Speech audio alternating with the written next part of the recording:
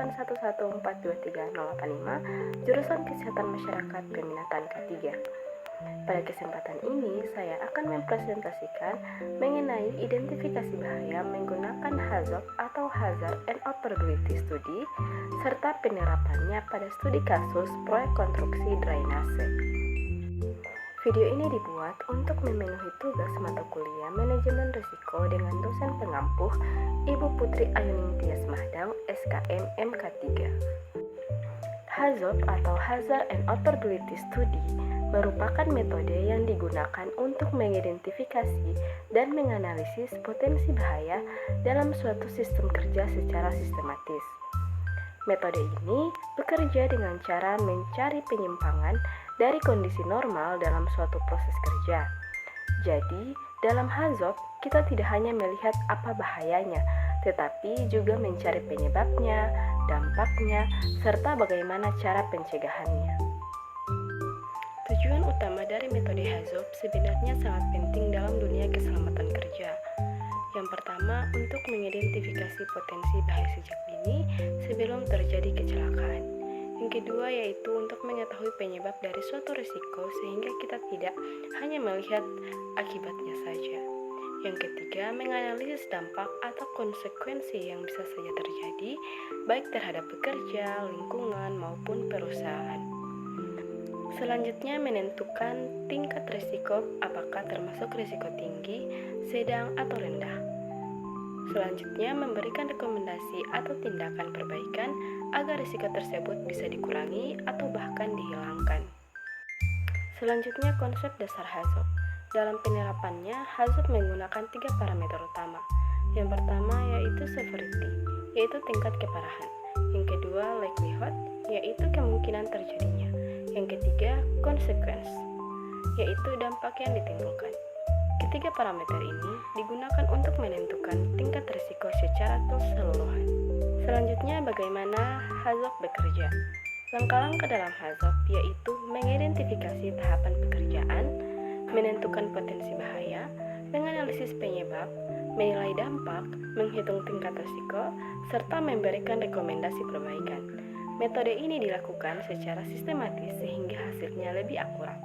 Selanjutnya, tahapan HAZOP.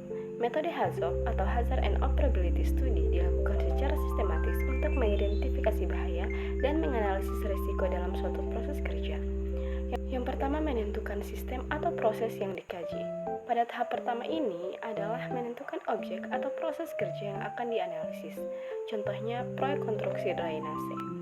Nah, proses produksi di industri sistem kerja di laboratorium yang memiliki tujuan agar analisis memiliki batasan yang jelas. Yang kedua, membagi proses menjadi tahapan atau node. Proses kerja kemudian dipecah menjadi bagian-bagian kecil yang disebut node. Contohnya, pekerjaan awal, pekerjaan konstruksi, dan pekerjaan akhir.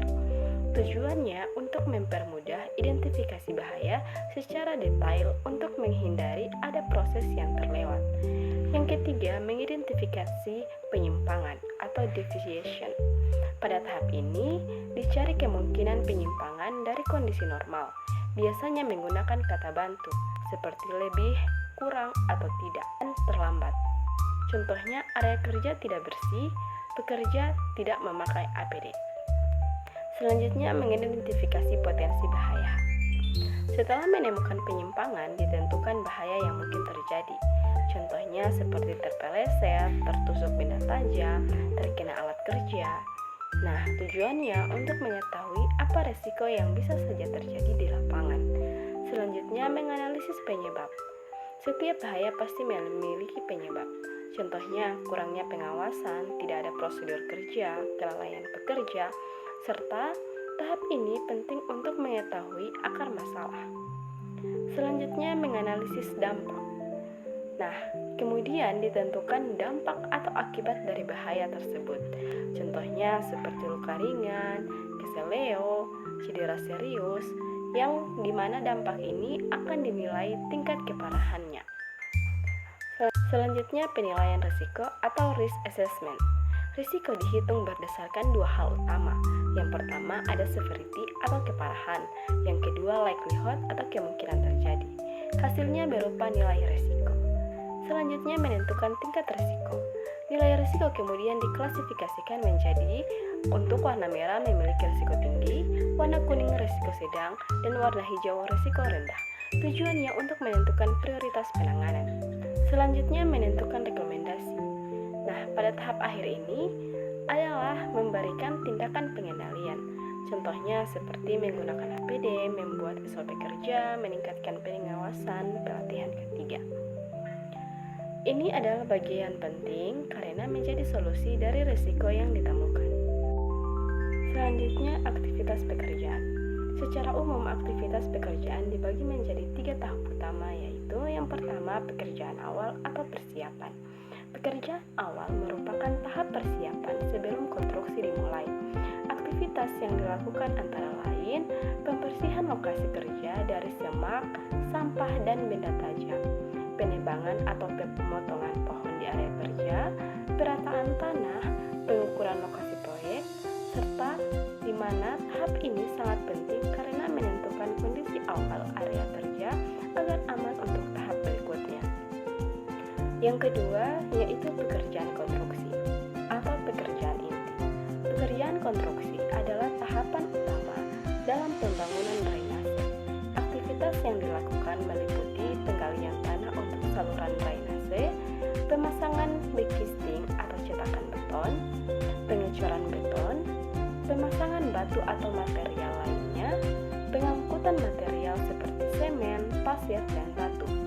Nah, pada tahap ini, aktivitas sangat padat dan melibatkan banyak alat serta tenaga kerja sehingga memiliki resiko kecelakaan paling tinggi. Selanjutnya, pekerjaan akhir atau finishing. Pekerjaan akhir merupakan tahap penyelesaian setelah konstruksi selesai. Aktivitasnya meliputi perapihan saluran drainase, pembersihan sisa material, dan pemeriksaan hasil pekerjaan. Meskipun terlihat ringan, tahap ini tetap memiliki potensi bahaya jika tidak dilakukan dengan hati-hati. Selanjutnya, analisis kasus. Sebagai contoh, pada aktivitas pembersihan lahan, pekerja bertugas membersihkan area dari semak dan benda berbahaya. Namun, ditemukan beberapa potensi bahaya seperti tertusuk duri atau kaca, tertimpa pohon, serta terpeleset. Jika dianalisis menggunakan HAZOP, terdapat penyimpangan seperti pekerja tidak menggunakan APD dan area kerja yang belum aman. Penyebabnya antara lain kurangnya pengawasan dan kelalaian pekerja. Dampak yang dapat terjadi adalah luka, keseleo, bahkan cedera serius. Setelah dilakukan penilaian risiko berdasarkan severity dan likelihood, hasilnya menunjukkan bahwa aktivitas ini termasuk dalam kategori risiko tinggi. Oleh karena itu, diperlukan pengendalian seperti penggunaan APD, pembersihan area kerja, serta peningkatan pengawasan. Next, kesimpulan. Dari hasil analisis dapat disimpulkan bahwa proyek konstruksi drainase memiliki banyak potensi bahaya di setiap tahap pekerjaan. Metode HAZOP efektif untuk mengidentifikasi dan menganalisis risiko secara sistematis. Risiko kecelakaan kerja dipengaruhi oleh faktor manusia, lingkungan, dan sistem kerja, serta diperlukan pengendalian seperti penggunaan APD dan pengawasan kerja. Sehingga dengan penerapan HAZOP, risiko kecelakaan kerja dapat diminimalkan dan tujuan zero accident dapat tercapai. I just had to let you know you're